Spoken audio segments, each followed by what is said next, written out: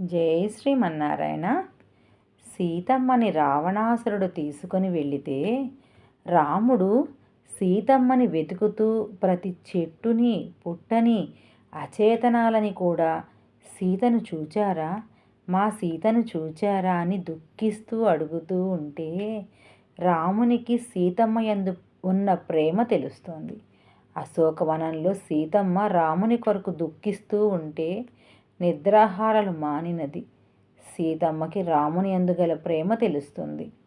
ఆ దివ్య దంపతులకి ఒకరి యందు ఒకరికి ఉన్న అన్యోన్యత తెలుస్తోంది.